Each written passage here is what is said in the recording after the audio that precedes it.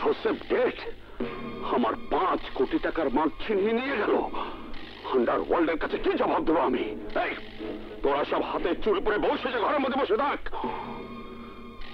তোমার মতো এত বড় প্রফেশনাল কিলার থাকতে আমার এত বড় ক্ষতি হলো কিভাবে? চোখে ধান্দা দেখতেছি লিডার, এমন ভয়ঙ্কর সন্ত্রাসী আমি জীবনে দেখিনি।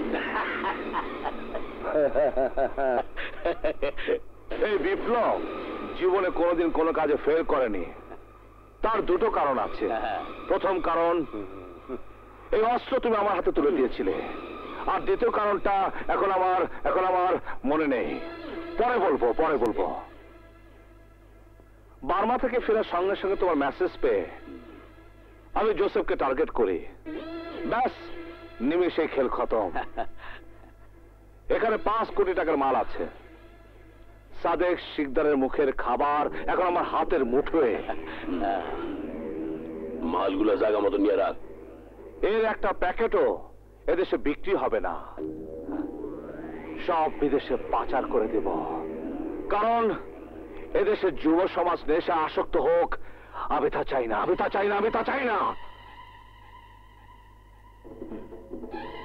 এইদিকে আয়। দেখি তোর কপালে কি হয়েছে রে? সাদেক শিকদারের লোকজন পিটাইছে ভাই। এই তুই সর। সাদেক শিকদার ফুলতলা বাজারও দখল করিয়ে এনেছে, আমারে হুমকি হতেছে। বাজারের দিকে কেউ নজর দিলে এর চক্ষু খুঁজতে উড়েই জ্বালাইবে। ও সাদেক শিকদার। ও তাড়াতাড়ি দেয় না কেন?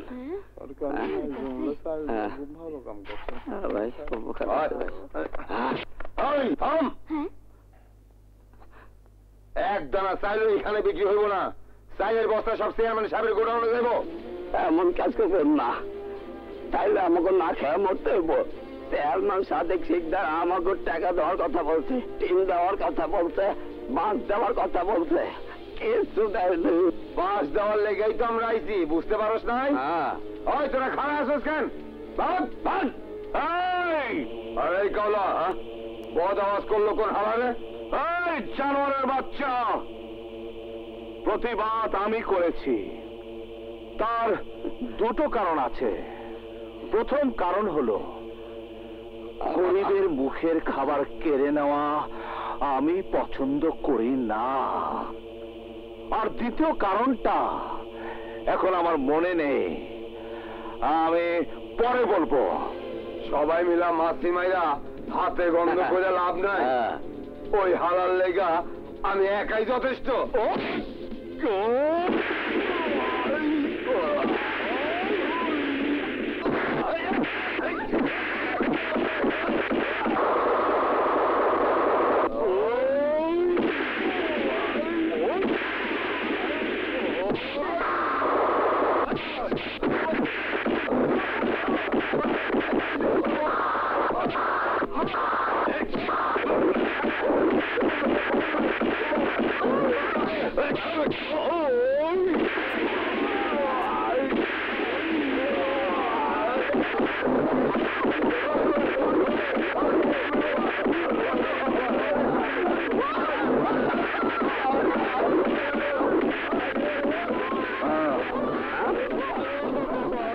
চাচা, ওরা কি বাঘের বাচ্চা? না না, ছাগলের বাচ্চা।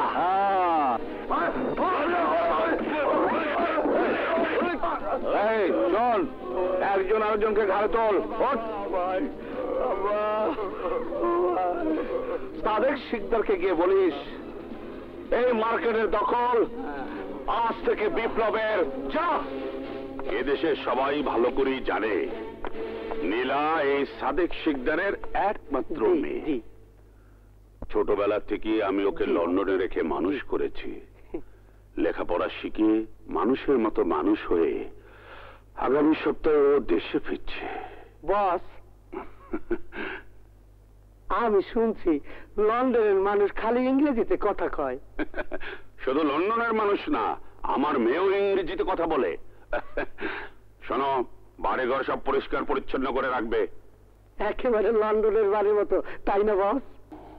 তুমি আমারে ফুলতলা বাজার থেকে উৎখাত করছিলা। আমার নামও কাবিলা। আইজ আমি আবারও ফুলতলা বাজার দখল করিয়া নিছি। মানে এতদিন তুমি মানুষ মারিয়া ভোট কেন্দ্র দখল করিয়া চেয়ারম্যান হইছ আর ফুর্তি করছো। আজ ফুর্তি করবো আমি। তেরে কাটা তেরে কাটা দারে দা দারে দা দারে দা দারে দা তেরে কাটা তেরে কাটা তেরে কাটা তেরে কাটা দিন তক দিন দারে তক দিন তেরে তক তেরে কাটা তেরে কাটা তেরে কাটা দিন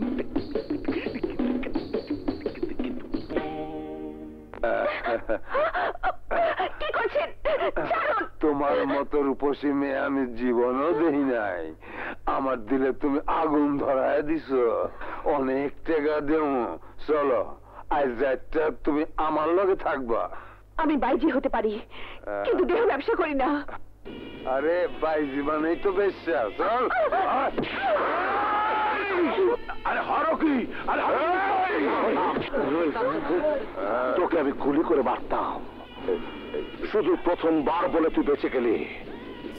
মাথা গরম করিস না বিপ্লব, আমার কথা হন, আমার কথা আগে শেষ করতে দাও।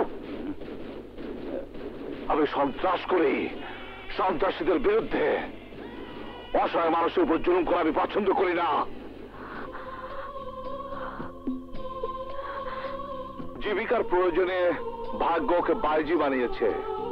এই বাইজি একজন নারী, আর নারীর ইজ্জতের উপর হাত দেওয়া আমি পছন্দ করি না। এই রকেট, ভবিষ্যতে এ ধরনের আচরণ করলে আমি তোকে বাঁচতে দেব না। তার দুটো কারণ আছে। প্রথম কারণ, কাবিলা আমার হাতে অস্ত্র তুলে দিয়েছিল, আর দ্বিতীয় কারণটা এখন আমার মনে নেই।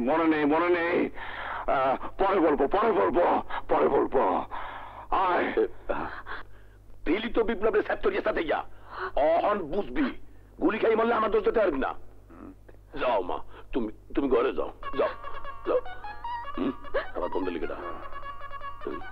বিপ্লব ফোন দিছে, আবার কোন ঘটনা ঘটায়? বিপ্লব কও। আচ্ছা ঠিক আছে। কি খবর বস? আবার পুলিশের উৎপাত শুরু হয়েছে। প্রতিদিন খবরের কাগজ খুললেই চোখে পড়ে ভয়াবহ সব অপরাধের খবর। জাল নোটের কারবার, খুন, ধর্ষণ, রাহাজানি, ডাকাতি, ছিনতাই, অপহরণ দেশটাকে যেন গ্রাস করে ফেলেছে।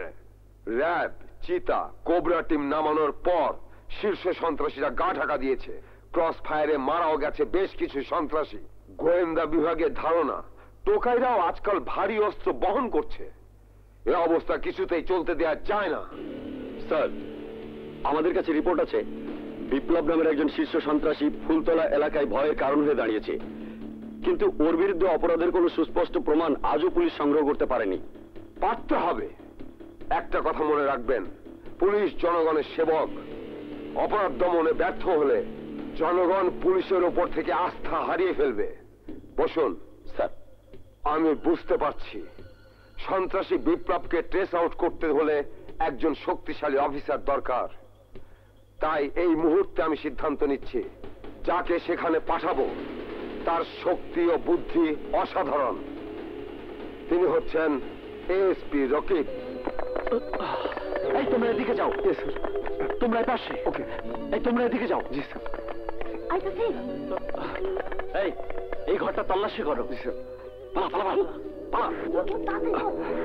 ঘরে কেউ নেই স্যার। এদিকে আসো, চলো।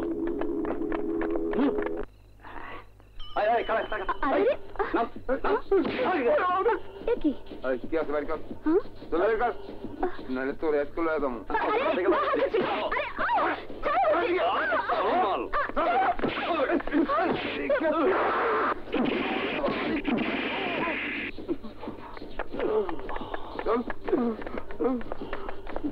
ওদের লকআপে ঢুকাও।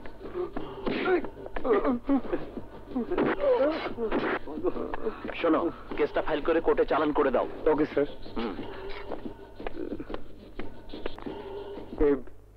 তোমার সাহসিকতায় পুলিশ বিভাগ ভীষণ খুশি।